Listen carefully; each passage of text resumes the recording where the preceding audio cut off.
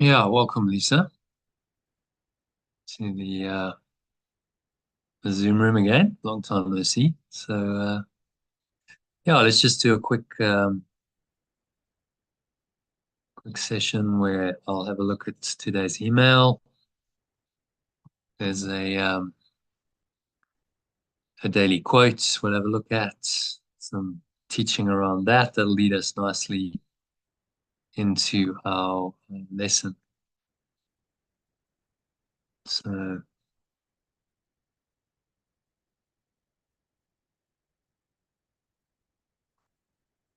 um,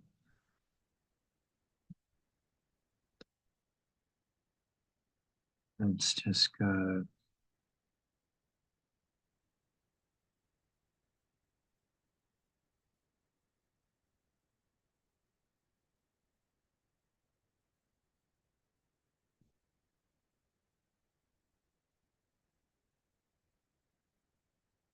All right. So, let me share my screen with you. Where are we? Here we go. Okay.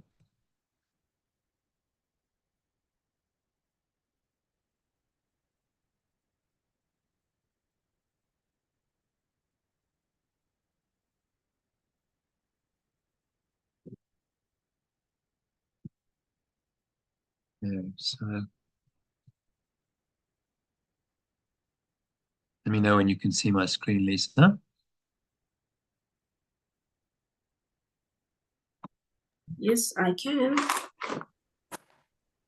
Oh, great. So if you can, try and make it a bit interactive. If you can read the headline quote, inspirational quote. Would you like me to read? Yeah, if you can read that quote, that'd be great. Oh, okay, sure. It says, the peace of God is first and foremost peace with God. It is the state of affairs in which God, instead of being against us, is for us. No account of God's peace, which does not start here, can do other than mislead. Yeah. By J.I. Packer. Yeah. A guy called James Packer was an English-born Canadian theologian, passed away a few years ago. Uh, tell he tells us that the peace of God only comes when we can accept that God is for us and not against us. Perhaps you're not sure exactly what he means by this, so I'll unpack it in the next few paragraphs. So if you start by giving a more descriptive name to God, try substituting pure formless awareness of perfect love for the word God, and see what that does to your understanding of the quote, bearing in mind that formless awareness means there is no awareness of any form. In other words, bodies and any material things in the mind when it is in the state. To help you understand the quote on a deeper level, I've selectively substituted the word God with pure formless awareness of perfect love in the translated quote. So if you read that quote again in the translated language, just see how that feels when you read it. Okay. The peace of God is first and foremost peace with pure formless awareness of perfect love. It is the state of affairs in which pure formless awareness of perfect love, instead of being against us, is for us. Any account of the peace of God which does not start here can only mislead. Hmm.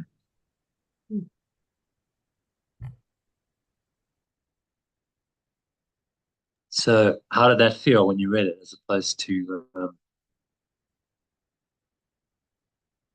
the original one? The peace of God is first. Did you find a difference? Yes, huge difference. I think you simplified it. Um, Hmm. yeah, you. I see you replaced. What did you replace?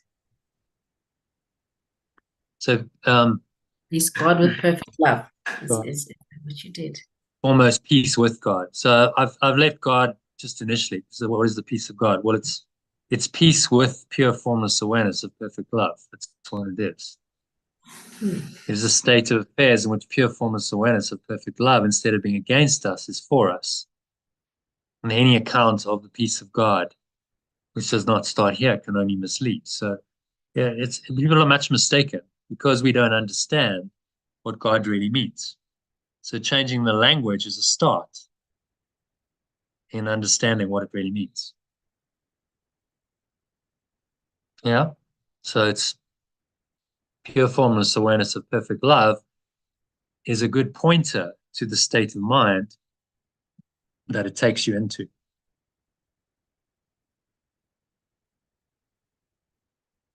So if God is only the pure formless awareness of perfect love, and this is your own true awareness as well, the question is, how can this loving awareness be against you?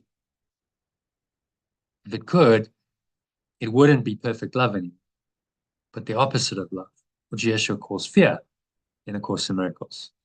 If you fear God, which is just your own pure formless awareness that is also perfect or unconditional love, you're really fearing yourself, which is clearly insane because you're denying who you really are and believing in an illusion of another limited self or ego that's not you instead.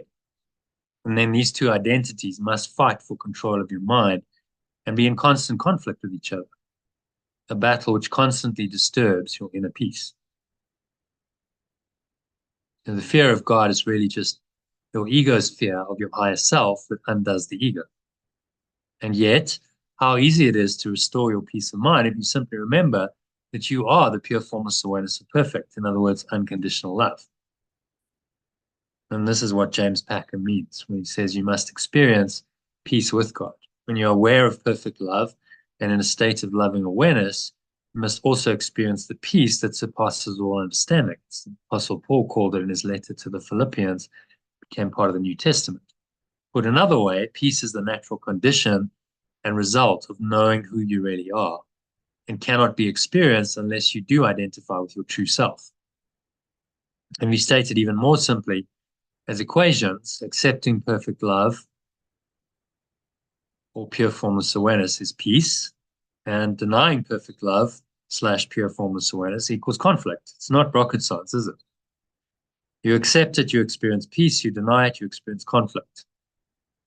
Therefore, the identity or self-concept you accept or deny through your thoughts and emotions in every situation will determine whether you consistently experience peace or not.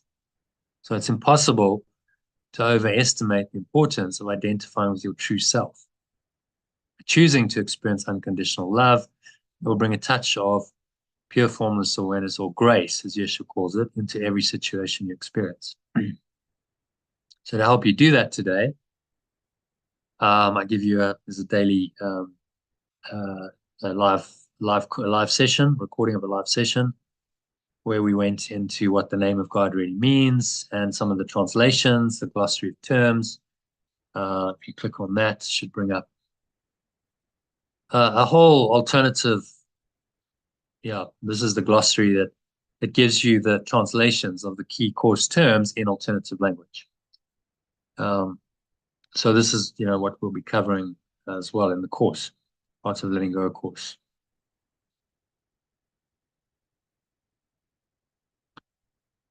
So then there's a movie, so you can check out the movie and get some ideas you learn from the movie. But as I said in this one, pay particular attention to the lyrics of the songs because it's a musical. So there's some profound mind training there. And then that leads us nicely into our mind training lesson today, which is based on Workbook Lesson 343 and insert 13 that answers the question, what is a miracle? So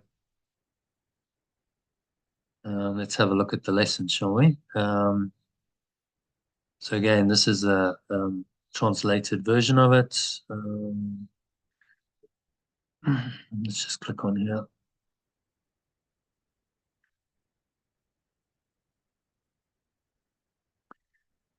Lesson 343.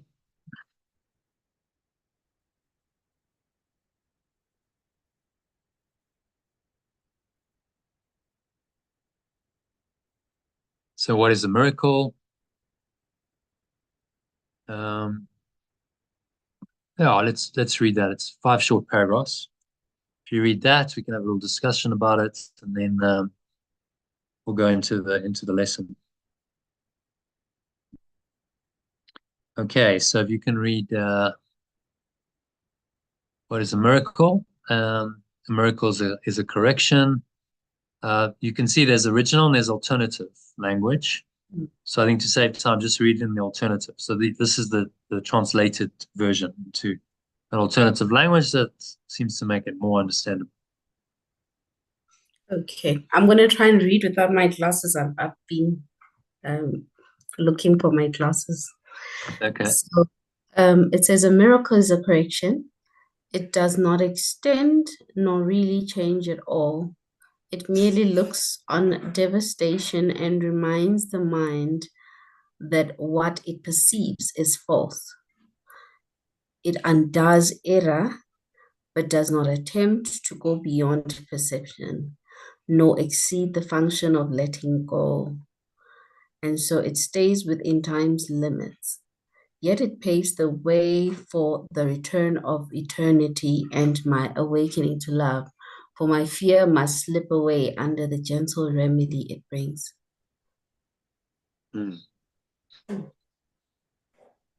Yeah, so thoughts on that? What's he saying there in summary?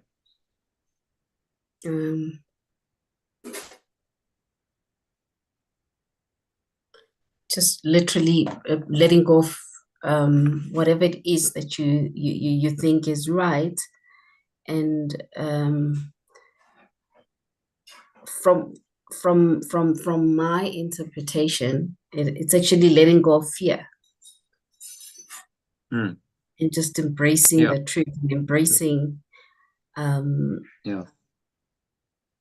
love. Yeah.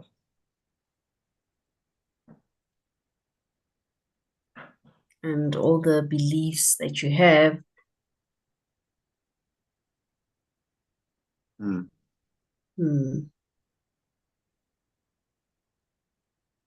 what might go wrong and what might not go right, and just believing in.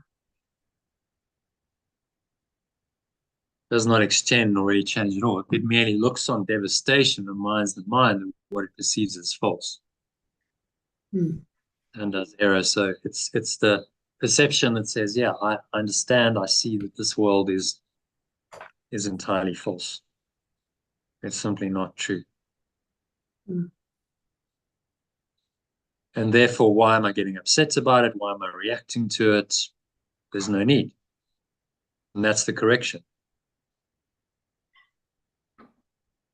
Because then you can just be at peace.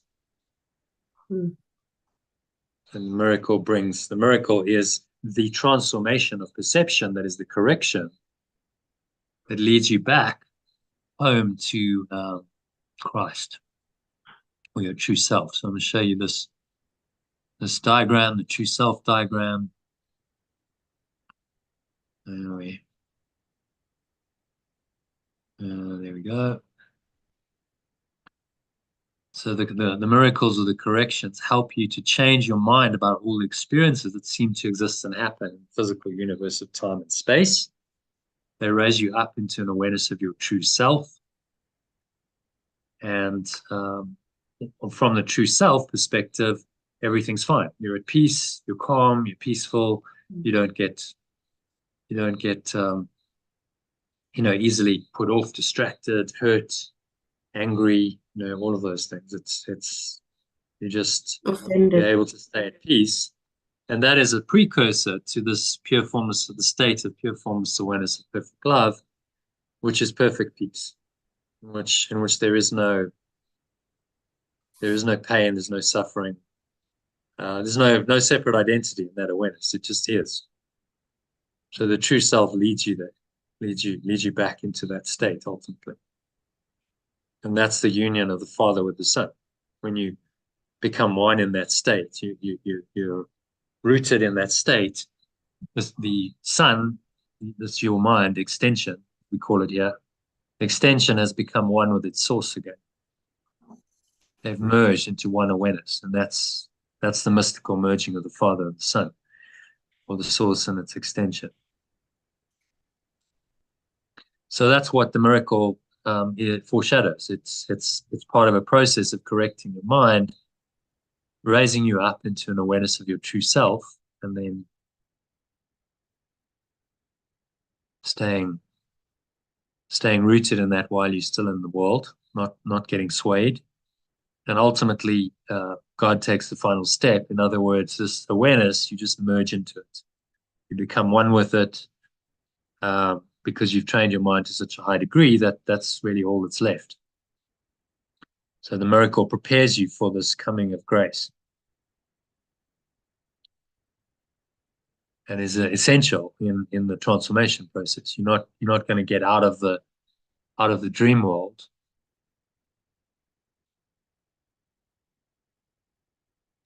without the miracles, because they're the corrections. So we translate miracles as corrections. Okay, do you want to read number 2 then?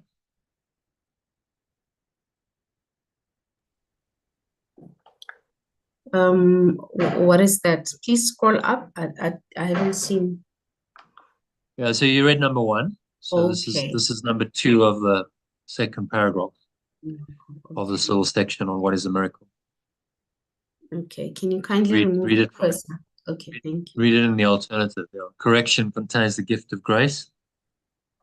A correction contains the gift of grace, for it is given and received as one. And so it illustrates the law of truth the world does not obey because it fails entirely to understand its ways. A correction inverts perception that was upside down before, and so it ends the strange distortions that appeared. Now my perception is open to the truth. Now I perceive that my letting go is justified.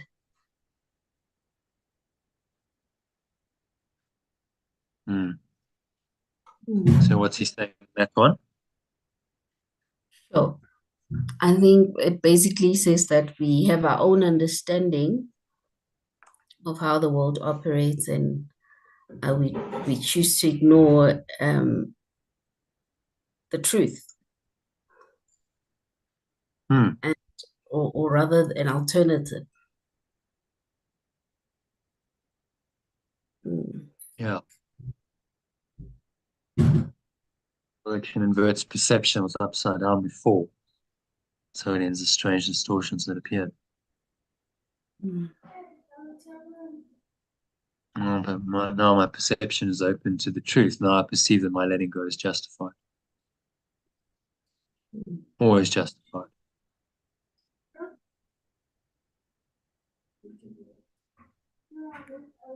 So correction connects you with your true self, and it connects you with this higher realm. Sure. And they're essential. Without the corrections, how do you bridge the gap? How do you go from being rooted in your ego, all these experiences that seem to be real, and just transcending that, going beyond that into the true self, and then finally into pure formless awareness of perfect love. So he's giving us a way out. He's saying, these miracles, these corrections in your perception are the way out. You've got to do these in order to start establishing yourself more and more as in the true self, or the Christ state. And that will automatically, once you really establish in that automatically leads to pure formless awareness of perfect love. Because the Christ is one self, and so it comes from oneness. Its source is oneness, and pure formless awareness of perfect love is just perfect oneness. It's a state of only oneness in your mind and nothing else, pure awareness with nothing else going on. So the understanding and the knowledge of the true self prepares you for that, and the miracles are what help you to start understanding who you are and letting go of the false self, egoic self that you think you are. So these are the necessary corrections in order to awaken. Okay. Happy with number 2? Should we go to number 3 then?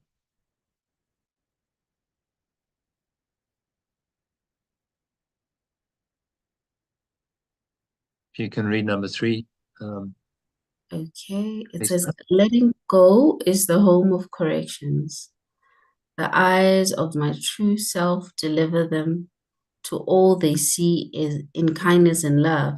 The eyes of my true self deliver them to all they see in kindness and love.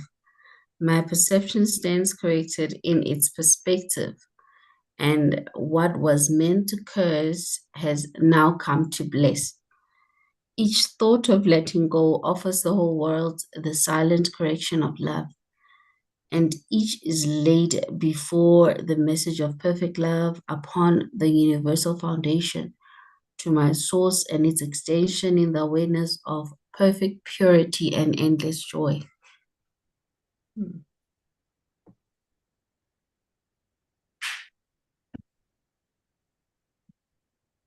Okay. So thoughts on that? What's he saying there? It talks about how important letting go is, and that's basically where the truth is. When you start to let go and you start to accept correction, and the previous one was talking about grace, and this one talks of love and kindness. Sure. And yeah, it just shows that we should just let go in order for us to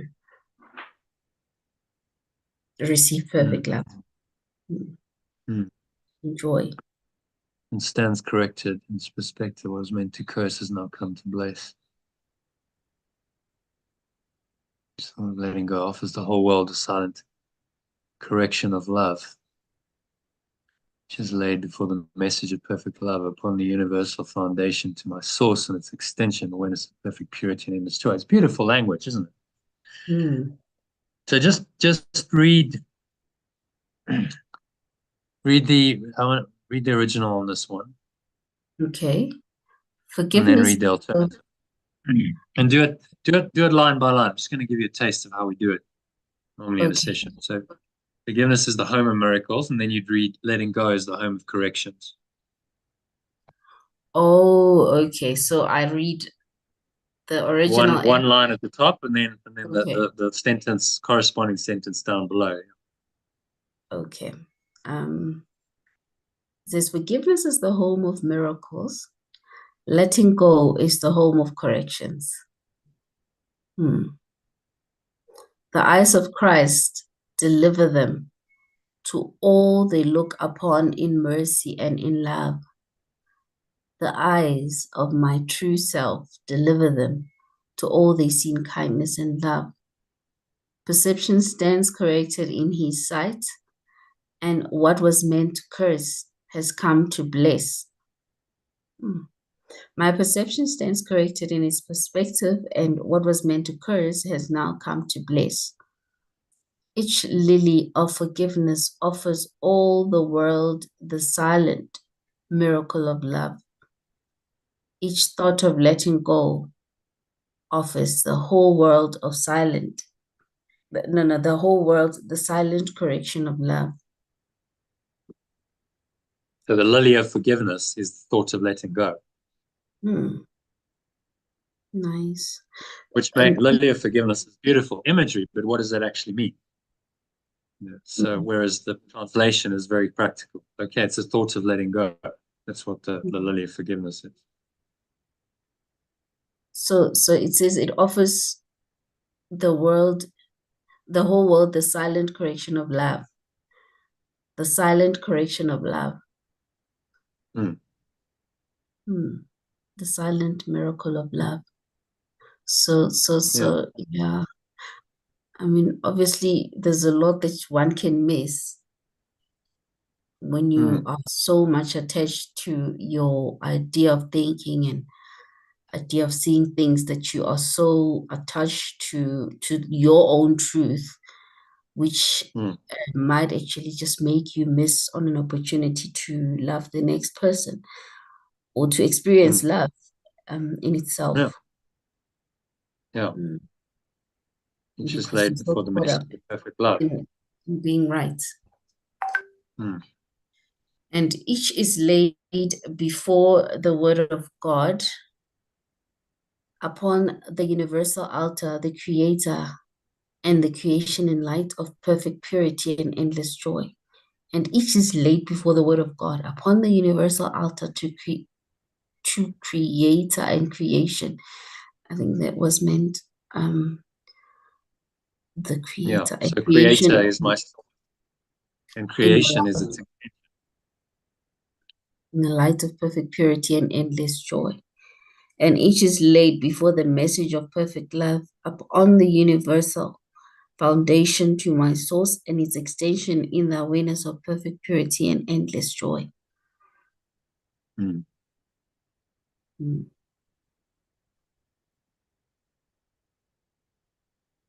So each is it talking about the thought of letting go and the silent correction of love. Yeah. Mm. Silent correction of love comes when you let go. Each sort of letting go offers. So the means is letting go, and then the end is silent correction. Mm. Each is laid before the message of perfect love upon the universal foundation to my source and its extension, and awareness of perfect purity and endless joy. Mm.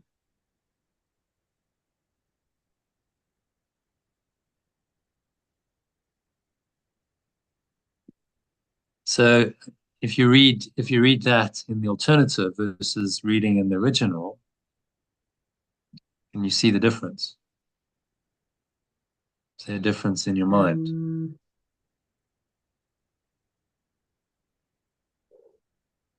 I see you've replaced God with mostly with perfect love. I mean, Yeah. So God is either perfect love or pure formless awareness of perfect love, depending on the context. Like the message of pure formless awareness of perfect love is a bit clumsy because there's two of. So then I just say the message of perfect love. So the word of God is the message of perfect love on the universal foundation to my source and its extension to creator and creation in the light of perfect purity and endless joy. And the light is the awareness of perfect purity and endless joy. So these translations make a subtle but a profound difference in your understanding. That's been my experience. That's why we do them. That's why I've done them. And so you get the entire, if you do the course and the ongoing program, you get the entire Course in Miracles translated into this alternative language, lesson by lesson, section by section, to help you to understand it more deeply.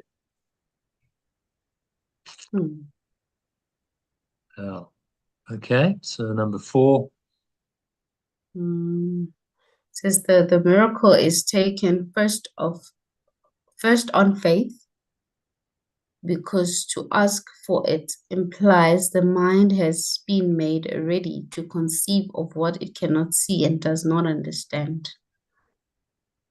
The miracle is taken first on faith, because to ask for it implies the mind has been made ready to conceive of what it cannot see and does not understand. Makes sense. It must first accept corrections through faith, because to ask for them implies my mind has been prepared to conceive of what it cannot perceive and does not understand. Yet faith. Notice, it's done in the first person. It's another change. So in this, it's sort of third person general. In the translations, we try and make it first person when we can.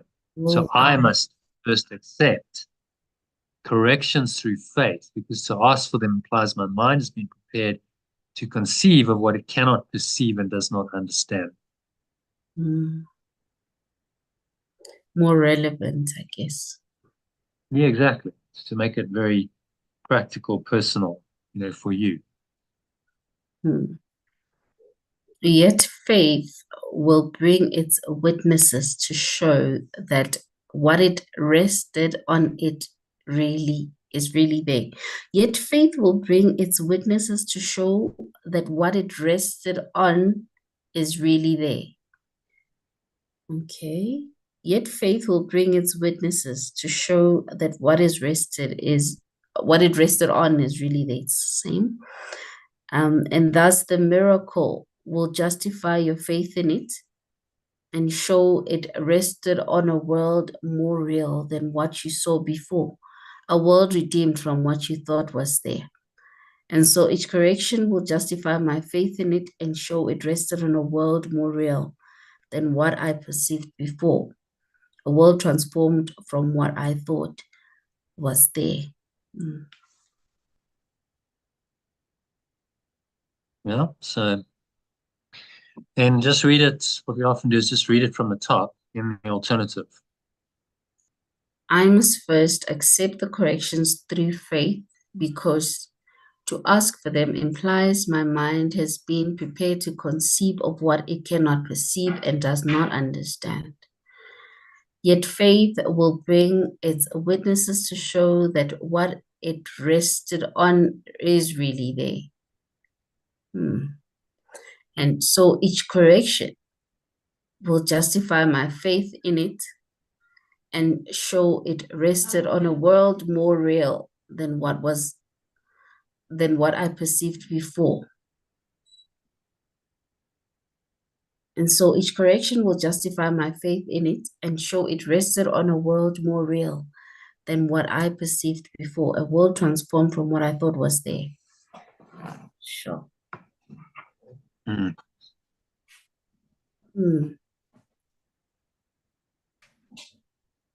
So thoughts on that? What's he saying? Well, obviously believing the impossible, or rather what I feel is impossible is not there.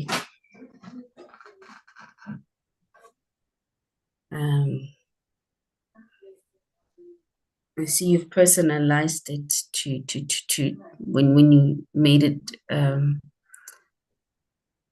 me just see. Implies the mind prepared to conceive. Obviously, without faith, you're not going to be able to see the alternative. Yeah. Each correction justifies your faith. If you look at this diagram. So what I often do is refer to these diagrams as well, quite frequently. So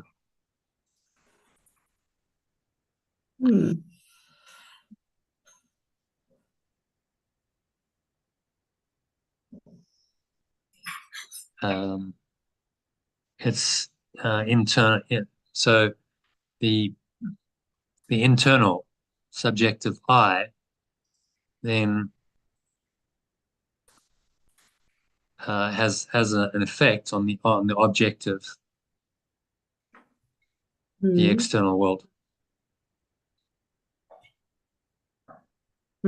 So that shows you the witnesses to your faith. You change your mind, you see a result, and if it's positive, that feeds back into your faith, feeds back into this subjective I, and then that I knows thoughts, emotions, memories, states of mind, perceptions, and immediate sensations. You start knowing experientially who you are.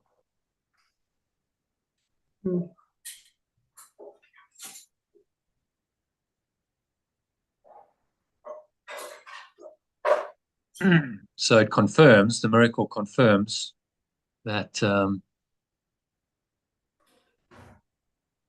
it's true.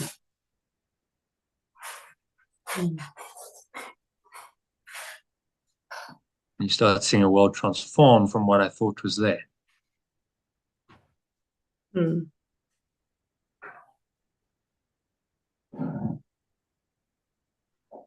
It's all about the miracle is all about transformation. So it's the where the rubber meets the road. It's where you actually change your mind about someone or something, and then faith brings its witnesses, and you get results, and you go, "Oh wow, that actually worked," and I learn from that. Same way as the ego has its effects, so does the spirit, and you can learn from either, and they reinforce the thought system that gave birth to them. So now you're making this projection perception mechanism really work for you. You project out, you that is, and you perceive that yes, now something's changed. It's good. That confirms that that was a good change of mind. That the shift worked. That your letting go worked. And so the miracle reinforces the thought system came. And that's the way you undo the ego. You use its projection perception mechanism to undo it. By using it positive instead of negative. All right. The miracles fall like drops of healing rain.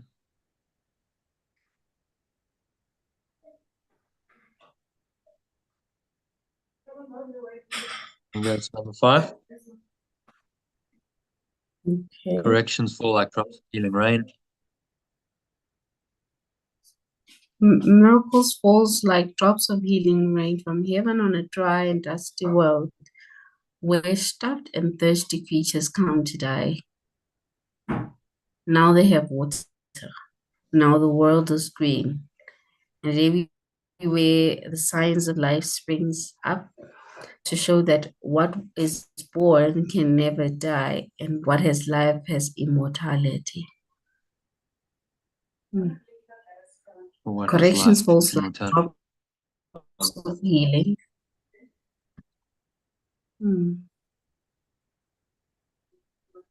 From the state of pure formless awareness on a dry and dusty world where starved and thirsty creatures came to die. Let me just pause.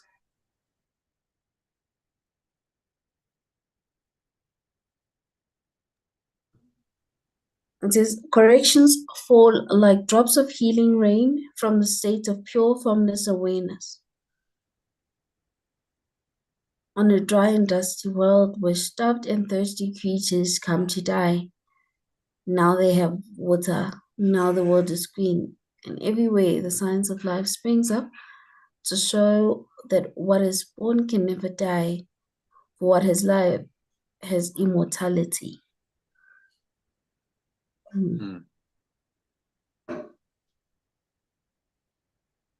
So thoughts on that?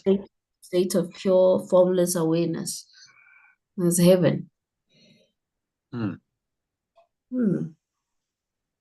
So it comes from the state of pure formless awareness into the world. We look at this is coming into the world and into this really quite disastrous thought system of the ego via the Holy Spirit, and it's like healing rain in a dry and dusty world because it's very healing, it's very calming, and it takes you back into the state of this awareness, which is perfectly okay always. It's perfectly peaceful, it's happy, it's content, there's no problem, no drama. So the miracle restores your mind to that original state, no matter what drama seems to be going on in the world.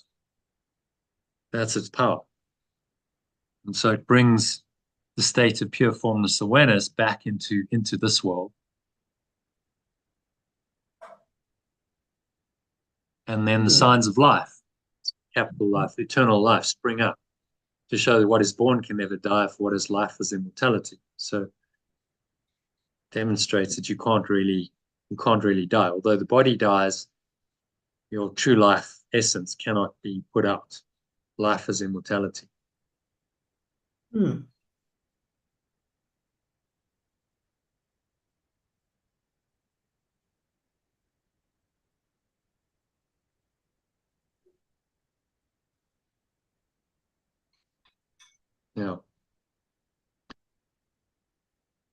So that's the precursor to the lesson. which is 343. It's quite short, it's just 2 paragraphs. So let's read that and then do a meditation on it just to close the session. How does that sound? Okay. So if you read lesson 343 in the original and then the alternative, the key, the headline idea. I'm not asked to make a sacrifice to find the mercy and the peace of God. I'm not asked to sacrifice the experience, the kindness and peace of perfect love. I'm not asked to sacrifice experience, to experience. I'm not asked to sacrifice experience, kindness and peace of perfect love. So what he's really saying, I mean, he'll exemplify here, expand on, but no sacrifice is required to experience these states. And the suffering cannot be lost. The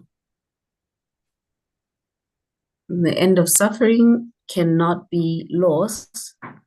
The gift of everything can be but gain. You only give, you never take away. You created me to be like you. So sacrifice.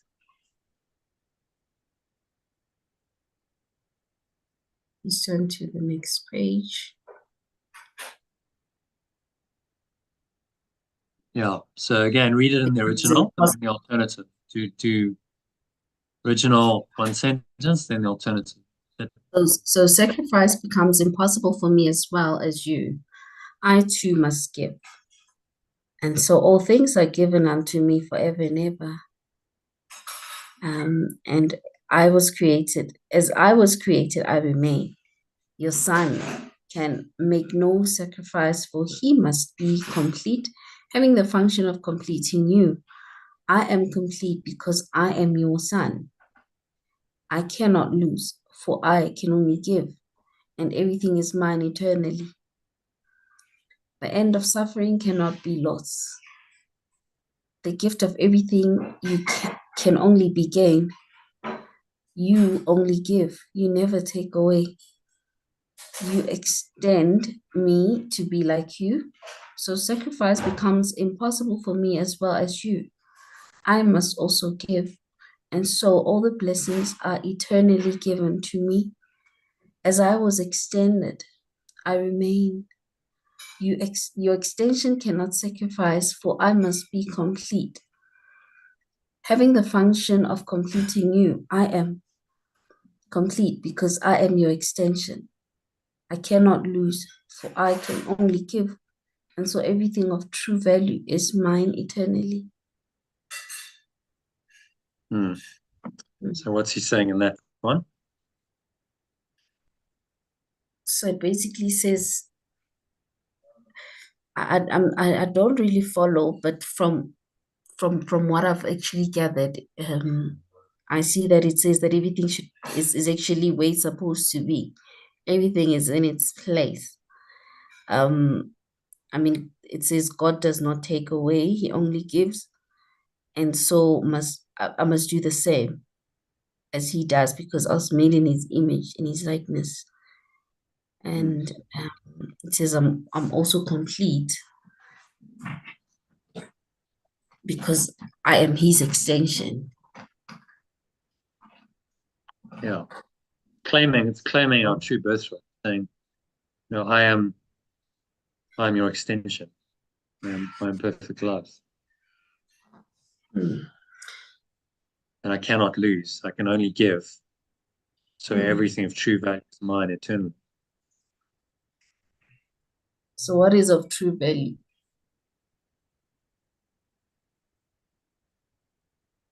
What is of true value? Well, what do you think? Love. Yeah. Peace, joy. It's love and the effects of love, peace, joy, happiness, contentment, sense of true purpose in life. And these are the gifts of God. It's truly valuable. It transcends any particular form. It's not about another person, particular object or achievements or money or status or recognition in the world. None of those really matter. Besides that, that loving awareness, that's all we really want. Mm. Mm. That's what he's saying. Just accept. The powerful thing about these lessons is they're affirmations of the truth. So you say them, I am complete Mm. because I am your extension. I cannot lose. If I can only give, and so everything true value is mine eternally. These are powerful affirmations of the truth. So when we do a meditation just now, I'll ask you to actually say it aloud. I'll say it and then you repeat after me. So it becomes really the most powerful prayer is the prayer of affirmation. It's like not saying I want it to be something. You say I am it. That's the most powerful prayer. I am that I am, which was the original name of God given to Moses in the Bible. You claim the I am when you say I am this. And of course, the more you say it, the more you start believing it, and the more you start experiencing. That's how it works. Mm. When the mercy and the peace of God are free, salvation has no cost. It is a gift that must be freely given and received. And this is what we would learn today. The mercy and the peace of perfect love are free. Awakening has no cost. It is a gift and must be freely given and received. And it is this that I choose to learn today. Yeah, I'm just going to change that actually. Where day 3 of it. Just go. Lesson 343 is what I want. So I'm just going to edit it because I've just seen something I want to fix. So this is how it's, I've created these things. You just edit as you go and refine and fine tune. So mercy, I translate as kindness because it's mercy is quite an old-fashioned word, isn't it? The mercy of God. What does that actually mean? Kindness. Okay. It's a more powerful word, I think, a more relevant word. So mercy and the peace of perfect love are free. Just read that again from the in the alternative Kindness. from the top. Kindness. Yeah. The kindness and the peace of perfect love are free. Awakening has no cost. It is a gift that must be freely given and received. And it is this that I choose to learn today. The salvation is awakening, has no cost, freely given and received, and I choose to learn it today. But very powerful. And these are short. See, it's not a long lesson, is it? It's a couple of paragraphs, maybe 13, 14 sentences, 15 sentences, something like that. Quite short. And the idea is that you meditate on this, you contemplate it, you say it in the affirmative, and this is the most powerful prayer. You're reprogramming your mind to accept these truths. Yeah. Very simple truth. This isn't rocket science, what he's saying. But nevertheless, accepting it and experiencing it are enormously powerful and profound. You will be moved by the peace of perfect love in a way that can leave you speechless. You transcendent, otherworldly experience. I've had such experiences. I know it's like, you don't even have words for it. That's why I called it, after one of those experiences, pure formless awareness of perfect love. It's like, well, that's all I could think of. There's no form there, but it's an awareness. It's just pure formless awareness. And then I added in perfect love because it makes it more complete. And it helps if you've got something like the peace of pure formless awareness of perfect love is too long. So it needs to be translated, cut down to the peace of perfect love, which has a nice sound. Yeah. So any I like how you expected mhm. heaven as the state of pure formless awareness and perfect love. Yeah. Where In was it? Up here. where you translated heaven, just up, Yeah, I in think it paragraph was the 1. second paragraph. Yeah, as a state of pure formless awareness and perfect love. Makes more sense. Yeah. And God. Because The heaven word is. God is not a particularly good word to describe what it's pointing to. Way more than God. It's, well, in 5 words, pure formless awareness of perfect love, you can start to, sorry, I said 6 words, pure formless awareness. Yeah, 6 words. It starts to get a bit more flesh into it. Okay, that's actually what the words point you more directly to the experience of what it is, what that state feels like, which is why they're more effective, in my view. Some people might argue, and the original is always here. So if people want to read the original of A Course in Miracles, I always give it. There we go. You can read in the original, and maybe you prefer the original. That's okay. But if you read the alternative, it generally enhances your understanding, your comprehension of what it is, and your experience of it. That's the key. It's all about experiencing it. If you understand more deeply, you experience it. You actually start to feel the peace of perfect love. I'm actually feeling that deep peace. I'm feeling that kindness. I'm feeling that love, and it's beautiful. And that's what the course lessons and the entire course, particularly the lessons, because they're experiential in nature, is designed to facilitate. No. But now, what So does that mean when it says I'm not asked to sacrifice? That quote there, I'm not asked to sacrifice. If you can scroll up. yeah, that's the main idea. Yeah. I'm not You asked. don't need to sacrifice anything. There's no loss. The ego tells us, no, this is going to cost you a lot. You don't want to do this because you're losing something. It's saying, no, you're not losing anything. How can you lose if you have the kindness and the peace of perfect love? How can that be a loss? You can only gain by this. So it undoes the ego's idea of sacrifice, replaces it with this eternal abundance of kindness and the peace of perfect love that are always there, always available. I think there's this quote. I don't know if I remember who it was from. It says the seven. I think it talks about the 7 truths or something.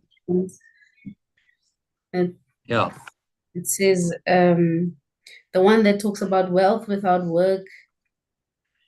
And then it also talks about religion without sacrifice. yeah. That is not. Yeah, I don't remember the exact words that he used. This was Gandhi. Who? Who are you talking about? You said I think it was the 7 truths or something. 7. I think it was Gandhi. Wealth without work was Yes, Gandhi. Mahatma Gandhi, Gandhi, definitely. yeah, yeah. Yeah, Wealth talks about without work. wealth without work is What was the other one? Religion. religion without sacrifice. Uh, oh, interesting. Mhm. Gandhi. What do you call it? 7 truths. Gandhi. Yeah, 7. 7 Let's see. truths. Of life, yeah. 7 sins of The humanity. I 7 should know. sins of humanity. No.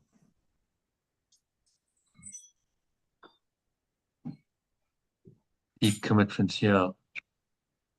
No wealth without work, no pleasure without conscience, no science without humanity, no knowledge without character, no politics Politics. without principle, no commerce without morality, and no worship without sacrifice. Wow. Oh, so that's interesting. No worship without sacrifice. Mm, But I don't agree with them. I think Yeshua, Jesus, as you call him, was on a higher level. He mm, understood that to truly worship means to give worth to. You give worthship to. okay. No worship without sacrifice. Uh, it means to truly honor God, which is pure formless awareness of perfect love, in which there is no sacrifice. That Mm. awareness has no idea of sacrifice. There's nothing that can But be lost there. It's whole, complete. if I can interpret what he was saying here, Mm. I mean, sacrifice could actually really mean letting go, literally, and you Yeah, know, it could be mm, interpreted differently. Yeah, definitely. mm, It's in the course. Sacrifice is interpreted is means the ego's idea of loss. Any idea of loss, that you've lost something that you value, and now you feel mm, less than because you feel upset because you've lost it. That's the idea of sacrifice. Gandhi might not have meant it in that context. mm, He might have meant worship without forgiveness or worship without letting go, which would have been a better word if that's what he meant. But maybe he meant sacrifice. I don't know. mm, Worship without sacrifice. Maybe he meant you've got to sacrifice some of your ego beliefs. You see, you've got to let go of some of the egoic beliefs. So it's an apparent sacrifice, but not really a sacrifice because your ego is nothing. So if you let go and of for egoic yourself. beliefs, I mean, there's no real letting sacrifice. yourself Just self as yeah, it can feel like a sacrifice at the time. That's all. mm, But yeah, interesting. I mean, you can interpret that in a number of ways mm, to what he said. Remember, Yeshua was, I mean, he's the ultimate master. So he attained a higher state than Gandhi. There's no doubt. He resurrected. I mean, so no one's ever done that. So, I think mm, his understanding now it's coming to us in the course. It takes everything to another level. And he's saying there is no sacrifice ultimately because the ego is unreal. So any idea of sacrifice is also unreal. You can't really lose anything of real value, which is what mm, he's saying here. You're not asked to sacrifice anything of real value to experience the kindness and the peace of perfect love. The ego says you are. You're going to lose various things that are value to you. mm. But the spirit says no. No, you're not at all. Okay, so shall we do a meditation on this just to close the session? Like 10 minutes, maybe 15 minutes, just so you can actually experience, because that's what it's about. It's about experiencing the kindness and the peace of perfect love. Mm.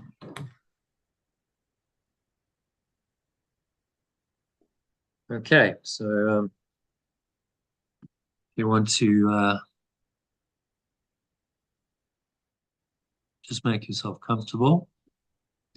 So sitting comfortably in your favorite meditation posture, just feet shoulder width apart. If you're sitting on a chair, the back straight. Cup your hands in your lap, close your eyes.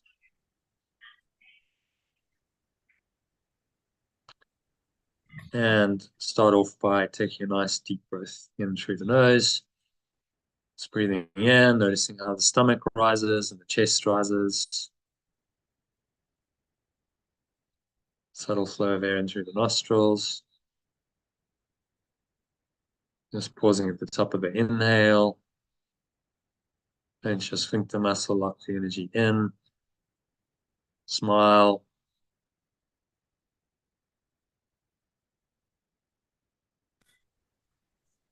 Scan your mind. So notice any thoughts of sacrifice, particularly. So any thoughts of loss, suffering, sickness, death. They're all thoughts of sacrifice. Notice them, breathe into them. You're breathing in pure formless awareness of perfect love. Say, I'm not asked to sacrifice to experience the kindness and peace of perfect love. I'm not asked to sacrifice at all to experience the kindness and the peace of perfect love. And I can experience them right now. So exhale.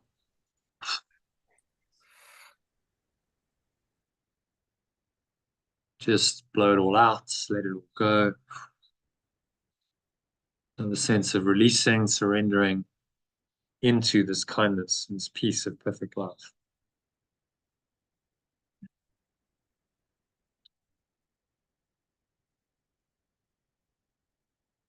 Now I'm going to read the lesson.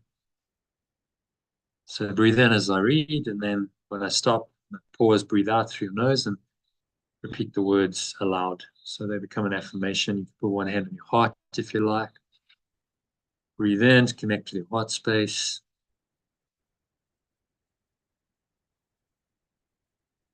Say, the end of suffering cannot be loss. Exhale out through the nose. The end of suffering cannot be loss.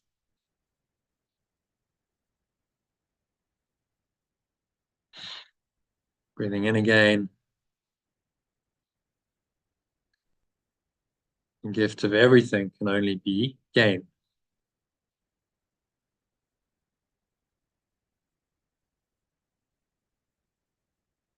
The gift of everything can only be gain. Exhale as you repeat that.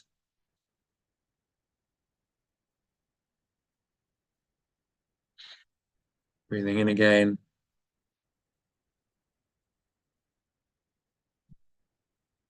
You only give.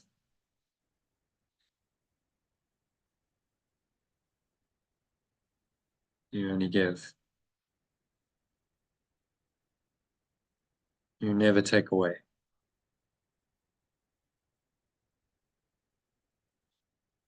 Breathing in again.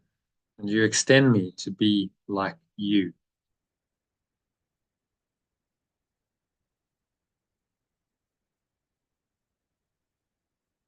So sacrifice becomes impossible for me as well as you. You extend me to be like you. So sacrifice becomes impossible for me as well as you. Breathe in again. I must also give, just like my source. Exhale. Breathing in again. Hold the breath briefly. And so all blessings are eternally given to me. Repeat those words. So all blessings are eternally given to me. Feel like you're inhaling those blessings of love and peace and joy right now. As I was extended, breathing in, I remain.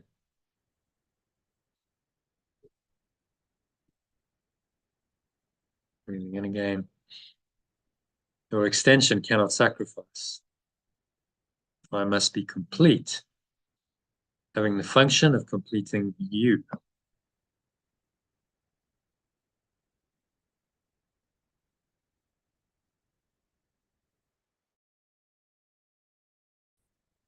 Breathing in again. I am complete because I am your extension.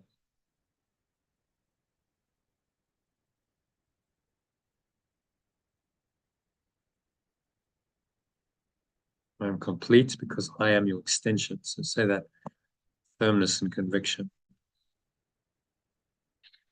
Breathing in again. I cannot lose, for I can only give. And so everything of true value is mine eternally. I cannot lose, I can only give. So everything of true value is mine eternally.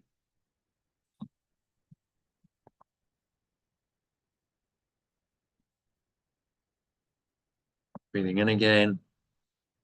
So the kindness and the peace of perfect love are free.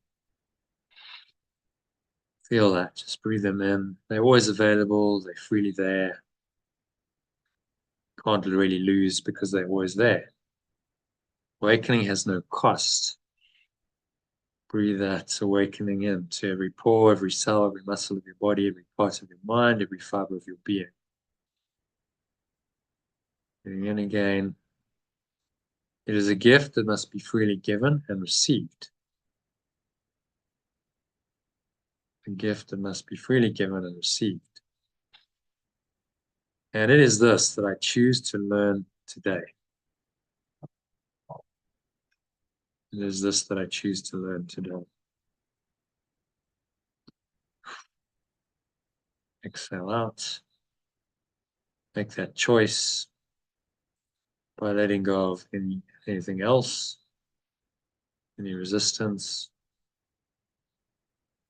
false thoughts and emotions. Just let it all go and surrender.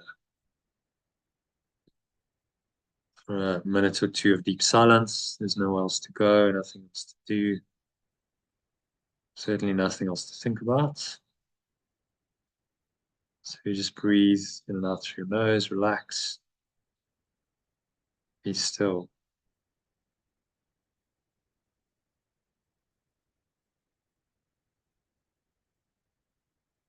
And experience the mercy or kindness and the peace of perfect love right now.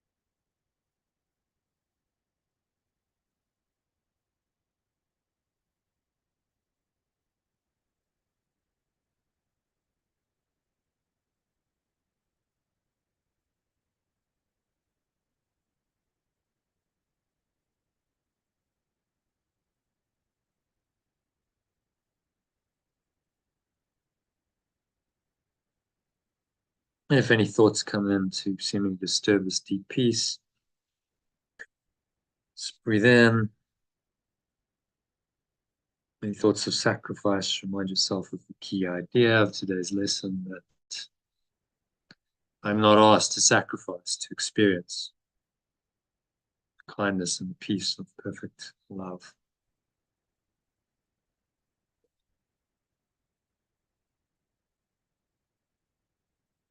I'm not asked to sacrifice to experience the kindness and peace of perfect love.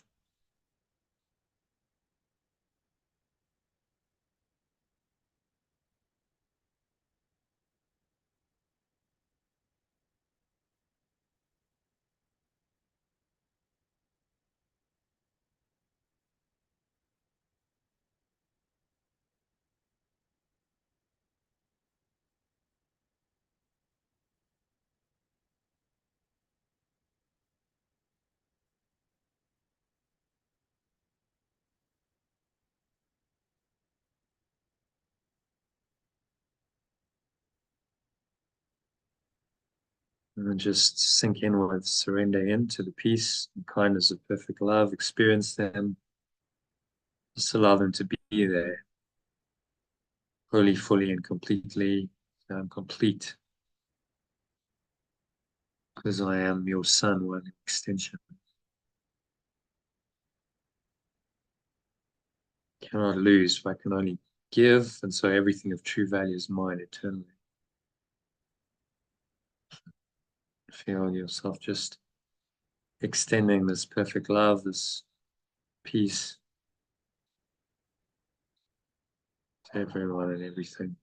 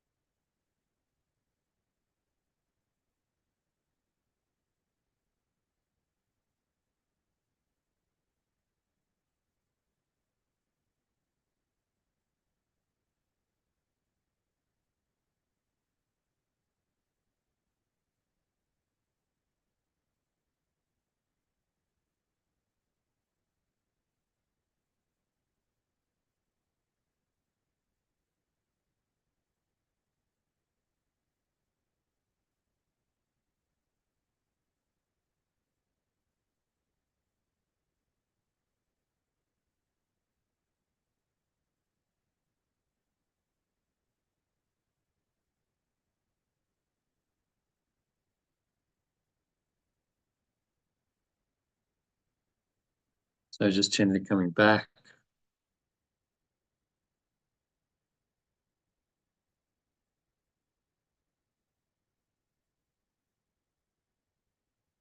An awareness of the body and the breath, senses and the world.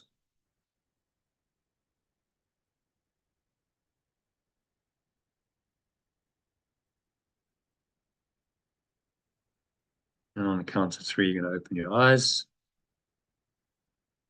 So 1, just breathing in, just noticing how stomach rises and chest rises and subtle flow of air through the nostrils.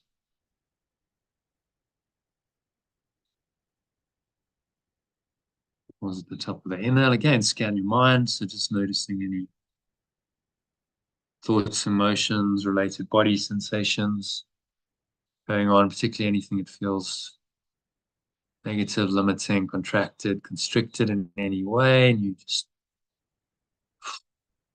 exhale, release it, just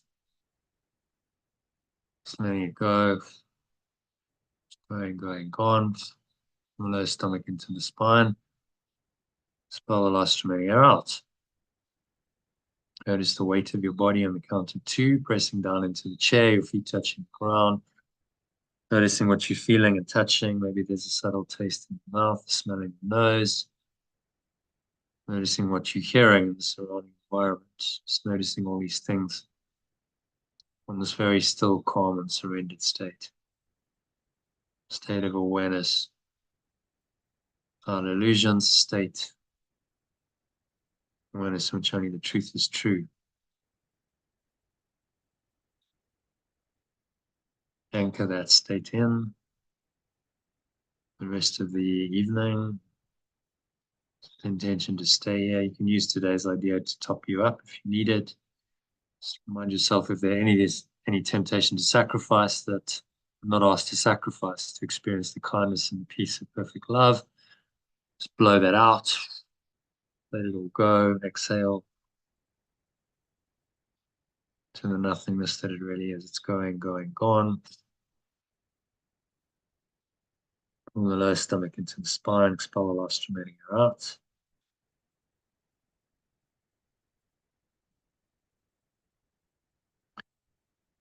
And just rest here in this still, calm, peaceful presence.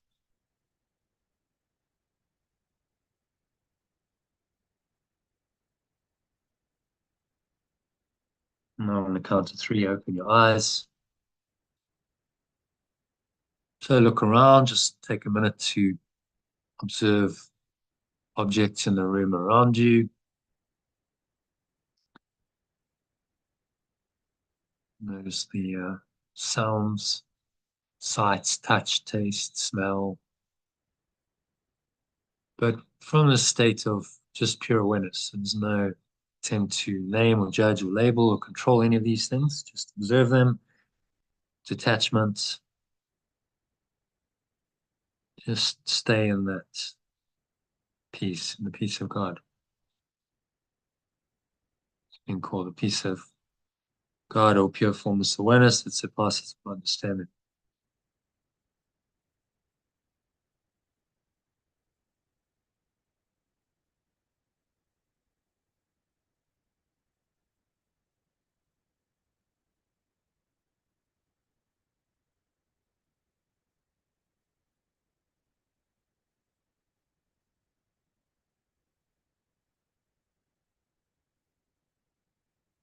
And as I said, anchor that state in. Just notice how it feels deeply present and peaceful, calm. So just carry this state with you into bed tonight, your sleep, and on into the rest of the week to guide you through what can sometimes be a challenging world in peace, no matter what. Amen to that. So that brings us to the end of the meditation and of tonight's session. So thank you, Lisa, for Thank you. joining. Enjoyed that, and good to have you back. And I hope you'll join us for for the Art of Letting Go course starting in February. Have a think about it, and yeah, I'll send you a bit more information. Thank you, John. All right, tomorrow. Okay. Namaste. Thanks for joining, and yeah, namaste to you too.